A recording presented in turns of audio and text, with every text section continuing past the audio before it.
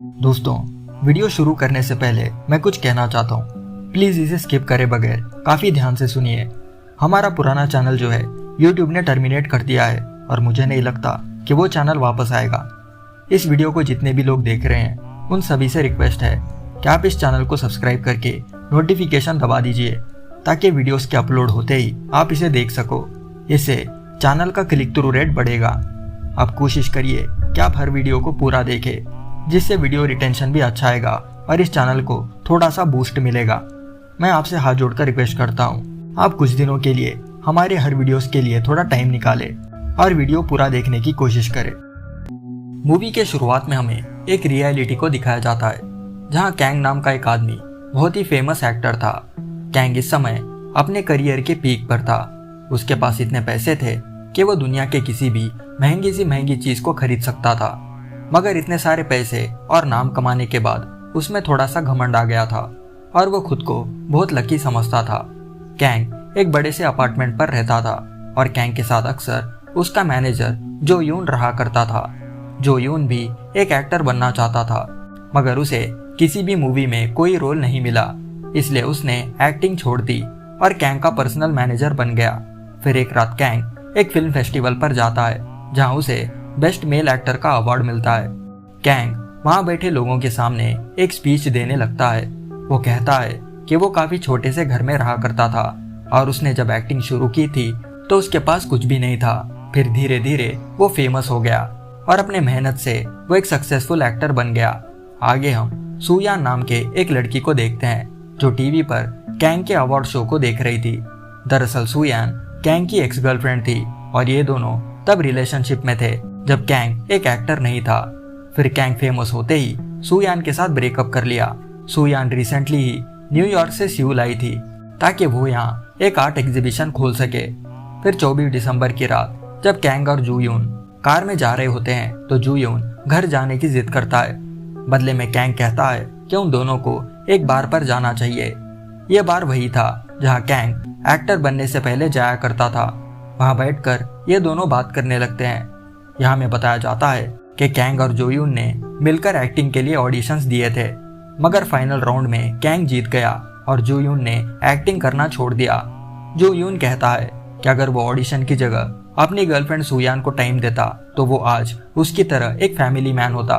ये सुनते ही कैंग को 10 साल पुराना वो लम्हा याद आता है, जहाँ कैंग ने इसी बार पर बैठकर सुयान से ब्रेकअप किया था। फिर सुयान न्यूयॉर्क के लिए चली गई और कैंग ने एक्टिंग करना शुरू किया। अब जूयून और कैंग उस बार से बाहर निकलकर दूसरे बार पर जाने की सोचते हैं, मगर जूयून कैंग को एक टैक्सी में बिठा देता है क्योंकि वो काफी नशे में था। अब टैक्सी वहां से निकलते ही कैंग टैक्सी ड्राइवर से बात करने लगता है। टैक्सी ड्राइवर कैंग को देखकर बहुत खुश हो जाता है क्योंकि उसके टैक्सी में इससे पहले कोई एक्टर नहीं बैठा था। टैक्सी ड्राइवर पूछता है कि क्या वो अपने जिंदगी से खुश है क्योंकि उसके पास ढेर सारे पैसे हैं। बदले में कैंग कहता है कि वो उसके लाइफ के बारे में समझ नहीं सकता, जिस पर टैक्सी ड्राइवर कहता है कि जिंदगी में खुश रहने के लिए सिर्फ पैसा ही काफी नहीं, बल्कि और बहुत सी चीजें हैं जिससे इंसान खुश रह सकता है। ये सुन कैंग थोड़ा उदास हो जाता है। आगे वो टैक्सी ड्राइवर काफी अजीब सा सवाल कैंग से पूछता है। वो कहता है कि अगर उसे अपना पास्ट फिर से चेंज करने का मौका मिलता तो वो क्या चेंज करता। यहाँ हम देख सकते हैं कि कैंग सुयान से ब्रेकअप करने के बाद भी उसे भुला नहीं पाया और वो भी चाहता था कि उसे पास्ट को चेंज करने का एक मौका मिले। कुछ समय बाद जब कैंग की आंख खुलती है तो वो एक दूसरे घर में होता है। कैंग अब कंफ्यूज्ड था कि वो यहाँ कैसे पहुंचा। तभी वहां पर 2 बच्चे आकर उसे डैड बुलाने लगते हैं। तभी वहां उन बच्चों की माँ भी आती है, जो और कोई नहीं बल्कि सुयान थी। ये सब देख कैंग काफी परेशान हो जाता है, मगर सुयान उसे समझाने लगती है कि वो उसकी वाइफ है और ये 2 बच्चे उनके ही है। सुयान ये समझ बैठती है कि कैंग ने शायद शराब बहुत पी ली थी, इसलिए वो इतना कंफ्यूज्ड और परेशान है। वो सीधा अपने घर से बाहर निकलता है और जोयून को फोन करने की कोशिश करता है, मगर जोयून का फोन नहीं लगता, इसलिए वो अब सीधा अपने आलीशान अपार्टमेंट की तरफ जाता है। मगर वहाँ के गार्ड्स भी कैंग को पहचान नहीं पाते। वो आगे अपने अपार्टमेंट के डोर को खोलने की कोशिश करता है कि तभी अंदर से एक आदमी बाहर आता है और पूछता है कि उसे क्या चाहिए। अब कैंग सीधा घर के अंदर घुस जाता है और यहाँ वहाँ देखने लगता है। ये सब देख वो आदमी गार्ड्स को वहां पर बुला लेता है अब उस आदमी को लगने लगता है कि कैंग का और उसकी वाइफ का अफेयर चल रहा है, इसलिए कैंग यहाँ पर आ गया। कैंग उन सबको समझाने की कोशिश करता है कि वो एक फेमस एक्टर है और ये अपार्टमेंट उसका है, मगर वहाँ का कोई भी इंसान कैंग को पहचान नहीं पाता। कुछ देर बाद कैंग को पुलिस स्टेशन ले जाया जाता है। जब पुलिस उनके डेटाबेस में चेक करती है तो वो अपार्टमेंट कैंग का नहीं होता। ये सुनकर कैंग को काफी दुख होता है, क्योंकि एक ही रात में उसकी सारी जिंदगी बदल गई। तभी वहाँ सुयान आकर कैंग को वहाँ से ले जाने की कोशिश करती है। कैंग सुयान से कहता है कि वो उसकी वाइफ नहीं है। ये सुनकर सुयान को लगने लगता है कि कैंग शायद उससे डाइवोर्स लेना चाहता है। वहाँ के पुलिस ऑफिसर्स सुयान को समझाते हैं कि कैंग यहाँ पर ये कह रहा है कि वो एक एक्टर है, शायद वो थोड़ा कंफ्यूज और डिसोरिएंटेड है। कुछ देर बाद जब सुयान और कैंग पुलिस स्टेशन से बाहर निकलते हैं तो सुयान कैंग को एक कसकर थप्पड़ मारती है, क्योंकि कैंग ये मानने को राजी नहीं था कि सुयान उसकी वाइफ है। तभी कैंग को वहाँ एक टैक्सी दिखाई देती है, जिसे देखते ही उसे पिछली रात वाला टैक्सी ड्राइवर याद आ जाता है, जिसमें बैठकर वो अपने अपार्टमेंट की तरफ जा रहा था। फिर जब उसकी आंख खुली तो उसकी पूरी जिंदगी ही बदल गई। आगे ये दोनों उनके घर पर पहुंचते हैं, जहां कैंग अपनी बेटी रूही को देखता है। कैंग कहता है कि उसकी मेमोरी जा चुकी है, इसलिए उसे चीजें याद करने में दिक्कत हो रही है। उसी शाम को सुयान आर्ट क्लास के बाद अपने दोस्तों से मिलने का सोचती है। वो कैंग से कहती है कि कैंग घर पर ही रहकर अपने बच्चों का ख्याल रखे, मगर कैंग को बाहर जाकर ये पता करना था कि उसके साथ आखिर हुआ क्या। वो अपनी वाइफ से कहता है कि वो बच्चों के लिए एक बेबी सिटर को अरेंज करे, जिस पर सुयान कहती है कि पहले ही उन्होंने घर का किराया नहीं भरा है, वो लोग बेबी सिटर को पैसे कहां से देंगे। अब कैंग कल रात के टैक्सी ड्राइवर से मिलने अपने बच्चों को भी लेकर उस टैक्सी कंपनी पर जाता है, मगर वहां का मैनेजर बताता है कि वो जिस टैक्सी ड्राइवर की बात कर रहा है उस तरह का कोई भी आदमी उनके कंपनी पर काम नहीं करता। कुछ समय बाद कैंग अपने घर पर पहुंचता है और अपने बच्चों से उसके इस लाइफ के बारे में पूछता है। उसके बच्चे बताते हैं कि कैंग एक एक्टर तो है, मगर वो भी एक छोटा मोटा एक्टर, और वो उतना फेमस नहीं है। रात को जब सुयान वापस आती है तो कैंग उसे समझाता है कि वो इस रियलिटी का नहीं है, बल्कि वो अपने रियलिटी में एक फेमस एक्टर था। फिर कल रात उसने बहुत शराब पी ली और एक टैक्सी में बैठ गया। जब उसकी आंख खुली तो वो इस रियलिटी में जाग गया, मगर सुयान को ये लगता है कि कैंग बहकी बहकी बातें कर रहा है और ये सब सच नहीं है। अब कैंग अपने फैमिली में एडजस्ट करने की कोशिश करता है, मगर उसका यहाँ पर मन नहीं लगता। फिर एक रात सुयान कैंग को याद दिलाती है कि आज रात उसकी शूटिंग है, वो भी मिस्टिक टीवी के एक मूवी के लिए। अब मिस्टिक टीवी एक ऐसा चैनल था जो सिर्फ बकवास मूवी बनाता था। फिर भी कैंग वहाँ पर चले जाता है और काफी अच्छे से एक्टिंग करता है, यहाँ तक कि उसके घर वाले भी उसकी एक्टिंग देखकर खुश हो जाते हैं। तभी कैंग के फोन पर उसके दोस्त वू ही का कॉल आता है, जो कैंग से उसके थिएटर परफॉर्मेंस को प्रमोट करने के लिए बोल रही थी। यहाँ कैंग को पता चलता है कि कैंग छोटे मोटे मूवीज में काम करने के साथ साथ थिएटर शोज में भी काम करता है। वो अब वू ही से पूछता है कि जो यून का फोन क्यों नहीं लग रहा। वो ही कहती है कि जू यून अपने नए मूवी को प्रमोट करने में बिजी है। जब कैंग जू यून की मूवी देखता है उसे पता चलता है कि जू यून इस रियलिटी में एक बड़ा एक्टर है और उसकी जिंदगी जू यून की जिंदगी से अदला बदली हो गई है। आगे कैंग जू यून से मिलने सीधा उसके ऑफिस में घुस जाता है। जू यून कैंग को पहचान लेता है, इसलिए वो उसे उसके साथ खाना खाने के लिए बोलता है। यहाँ कैंग को पता चलता है कि फाइनल ऑडिशंस के दौरान कैंग इस रियलिटी में ऑडिशन देने नहीं आया, क्योंकि उस टाइम सुयून न्यूयॉर्क के लिए जा रही थी और कैंग ने अपना करियर छोड़ के सुयान को रोकने का सोचा। इसलिए जू यून एक एक्टर बन गया और कैंग एक फैमिली मैन। कुछ समय बाद वो सुयून से मिलता है और उसे अब पता था कि उसने सुयून के लिए अपना एक्टिंग करियर छोड़ दिया था, इसलिए वो सुयान से काफी अच्छे से बात करता है। फिर एक रात वो ही और कैंग एक थिएटर पर परफॉर्म करते हैं। जूयून भी उस रात वहां पर मौजूद था, मगर वो काफी नींद में था। शो खत्म होने के बाद जूयून कैंग और वूही को डिनर के लिए ले जाता है। वो अपना क्रेडिट कार्ड भी उन्हें दे देता है ताकि वो लोग जो चाहे वो इस रेस्टोरेंट से लेकर खा सके। अब रेस्टोरेंट से कुछ खाने पीने की चीजें लेकर वो अपने घर पर पहुंचता है। अगले दिन उनके घर पर कैंग की माँ उससे मिलने के लिए आती है, मगर इस रियलिटी में उसकी माँ काफी सिंपल और फनी थी। वहां से निकलने से पहले कैंग की माँ उसे कुछ पैसे देती है और आशीर्वाद देती है कि वो एक बड़ा एक्टर बनेगा।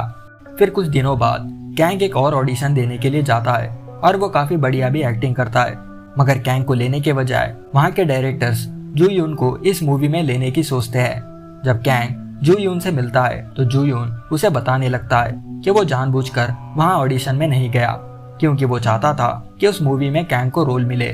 अब जू यून को भी पता था कि कैंग ऑडिशंस में सेलेक्ट नहीं हुआ और उसे घर चलाने के लिए पैसे भी चाहिए, इसलिए वो कैंग को उसका मैनेजर बन के उसके यहाँ पर काम करने को बोलता है। मगर कैंग इस ऑफर को ठुकरा देता है क्योंकि उसे किसी का मैनेजर नहीं बनना बल्कि उसे तो एक एक्टर बनना है। अगली सुबह जब कैंग घर पर पहुंचता है तो सुयान घर पर नहीं होती क्योंकि वो बाहर गई थी। तब तक कैंग अपने बच्चों के साथ प्लेग्राउंड में बैठकर बात करने लगता है। रूही कहती है कि कैंग आज नहीं तो कल एक बड़ा एक्टर बनेगा, इसलिए वो उसे ऑटोग्राफ देना सिखाती है। तभी खेलते खेलते कैंग का बेटा रूहा नीचे गिर जाता है और उसे चोट लग जाती है। कैंग बच्चों को लेकर हॉस्पिटल पर पहुंचता है और सुयान भी वहां पर आ जाती है। कैंग को पता चलता है कि सुयान कन्वीनियंस स्टोर पर काम कर रही है, इसलिए वो सुबह जल्दी निकल गई। ये सुनकर कैंग को काफी बुरा लगता है क्योंकि सुयान ने कैंग को इसके बारे में नहीं बताया था। वो अब गुस्से में आकर एटीएम पर पैसे चेक करता है मगर उसके पास उतने पैसे नहीं थे जितने उन्हें उस हॉस्पिटल में देने थे। वो अब समझ जाता है कि उसे जू यून के ऑफिस पर जाकर मैनेजर की पोस्ट ले लेनी चाहिए। जैसा कि कैंग को अपने रियलिटी में बहुत सारा एक्सपीरियंस था, वो जू यून को सही तरीके से गाइड करने लगता है, यहाँ तक कि उसे शूटिंग पर भी मदद करता है। फिर एक दिन जू यून को एक स्क्रिप्ट याद रखने में दिक्कत हो रही होती है, इसलिए वहाँ के डायरेक्टर्स जू यून से नाराज हो जाते हैं। वो लोग अब जू यून की जगह कैंग को एक्टिंग करने को बोलते हैं और कैंग काफी अच्छे से एक्टिंग करता है, जिससे वहाँ के डायरेक्टर्स और क्रू मेंबर्स सभी खुश हो जाते हैं। जब कैंग की फैमिली कैंग के एक्टिंग को देखती है तो वो भी दंग रह जाते हैं क्योंकि उसने काफी बढ़िया एक्टिंग की थी। इसकी वजह से कैंग की जिंदगी अब काफी बदल जाती है और वो अब अच्छे खासे पैसे कमाने लगता है। वो अब अपने फैमिली के साथ भी खुशी खुशी रहने लगता है। फिर एक दिन वो अपने फैमिली को लेकर एक बड़े से अपार्टमेंट में शिफ्ट हो जाता है, मगर इस बात से सुयान खुश नहीं थी क्योंकि उसे अभी भी उसका पुराना घर पसंद था और उस पुराने घर में उनके छोटे बच्चों की यादें थी। बदले में कैंग कहता है कि वो बस उसे और उनके बच्चों को एक अच्छी जिंदगी देने की कोशिश कर रहा था। अब कैंग को रियलाइज होता है कि उसने पिछले रियलिटी में भी ये सब गलतियां की थी और खुश रहने के लिए पैसे और फेम की जरूरत नहीं। रात होने के बाद सुयान तो सो जाती है मगर कैंग को नींद नहीं लगती, इसलिए वो अपने बच्चों के कमरे में जाकर उन्हें देखने लगता है। उसे अब एहसास होता है कि वो बिना पैसों के ही खुश है और उसे अब पैसों की कोई जरूरत नहीं। उसके लाइफ में उसे जो कमी महसूस हो रही थी उसे वो इस रियलिटी में मिल गया, मतलब सुयान, क्योंकि उसके रियलिटी में वो हर दिन सुयान को याद करता था। उसके पास पैसे तो बहुत थे मगर जिंदगी में साथ देने वाला कोई नहीं था। अब धीरे धीरे महीने बीतते जाते हैं और कैंग जू यून के साथ एक ड्रामा में अपना रोल कंप्लीट कर लेता है। अब कैंग के बहुत सारे फैंस बन जाते हैं और डायरेक्टर्स भी उसके काम से खुश थे। वो डायरेक्टर आगे बताता है कि जू यून के मुकाबले कैंग ज्यादा अच्छी एक्टिंग करता है, इसलिए कैंग को जू यून को अपना मैनेजर बना लेना चाहिए। अब इन सब चीजों की वजह से कैंग काफी फेमस हो जाता है, जिसे सब लोग पहचानने लगते हैं। इतना फेमस होने के बावजूद भी कैंग जू यून का पर्सनल मैनेजर बना रहता है।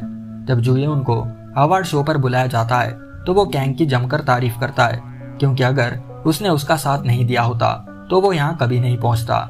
वो स्टेज पर यह भी कहता है कि कैंग उससे भी ज्यादा बढ़िया एक्टर है। अवार्ड शो खत्म होने के बाद कैंग और जू यून उसी पुराने बार पर जाते हैं। जू यून कैंग से कहता है कि उसके नजर में एक ड्रामा मूवी है और वो चाहता है कि कैंग उसके साथ उस मूवी में एक्टिंग करे, मगर कैंग इस ऑफर को मना कर देता है, ये कहते हुए कि वो अपने फैमिली को छोड़कर कहीं नहीं जाना चाहता। यहाँ जू यून ये भी कबूल करता है कि उसे वो ही पसंद है जो एक टॉमबॉय लड़की थी। जब कैंग वहाँ से टैक्सी में बैठकर निकलता है तो उस गाड़ी में वही टैक्सी ड्राइवर होता है। वो टैक्सी ड्राइवर कहता है कि उसके पास सिर्फ कुछ ही घंटे बाकी है, बाद में वो अपने रियलिटी में जाग जाएगा, मगर कैंग वापस अपने पुरानी जिंदगी में नहीं जाना चाहता था। तभी वो ड्राइवर एक जगह गाड़ी रोक देता है और यहाँ में पता चलता है कि वो ड्राइवर और कोई नहीं बल्कि कैंग के पिता ही है जो कई साल पहले मर गए थे। वो आगे बताते हैं कि उन्हें आज भी ये पछतावा होता है क्योंकि वो कैंग को और उसकी माँ को ज्यादा टाइम नहीं दे पाए और वो भी कैंग की तरह काम से परेशान होते थे। ये सब सुन कैंग काफी इमोशनल हो जाता है क्योंकि वो अपने डैड से ज्यादा बात नहीं करता था। वो सीधा अपने घर चले जाता है और अपने बच्चों से गले मिलता है। वो आगे अपने बच्चों को सुला देता है और सुयान के साथ बैठकर बातें करने लगता है। सुयान उसे उसके डैड की फोटो दिखाती है जिसमें कैंग अपने डैड के साथ खड़ा था। रात को वो सुयान के साथ सो जाता है और अगली सुबह अपने पुराने रियलिटी में जाग जाता है। वो जुयून से पूछता है कि क्या सुयान का एग्जीबिशन आर्ट अभी भी चल रहा है, जिस पर जुयून हाँ बोलता है और उसे सुयान के एग्जीबिशन का एड्रेस दे देता है। वहाँ से निकलने से पहले वो जुयून को ऑडिशन के लिए फिर से अप्लाई करने को बोलता है। जब कैंग एग्जीबिशन पर पहुंचता है तो वहाँ के लोग सारा सामान पैक कर रहे होते हैं। उसे वहाँ एक पेंटिंग दिखाई देती है जहाँ वो अपने फैमिली के साथ दूसरे रियलिटी में रहा करता था। तभी वहाँ सुयान आ जाती है और वो उसे लेकर उसी घर पर पहुंचता है जिसकी पेंटिंग सुयान ने बनाई थी। वो अपनी दिल की बात सुयान को बताता है और उसे माफी मांगता है। सुयान उसे माफ कर देती है और इसी सीन के साथ ये मूवी यहाँ पर खत्म हो जाती है। तो बताइए दोस्तों, आपको ये अल्टरनेट रियलिटी वाली मूवी कैसी लगी? वीडियो पसंद आया है तो एक लाइक और एक कमेंट ड्रॉप करना मत भूलना। मैं जल्दी एक और बढ़िया मूवी के साथ लौटूंगा। तब तक के लिए bye, take care and thanks for watching.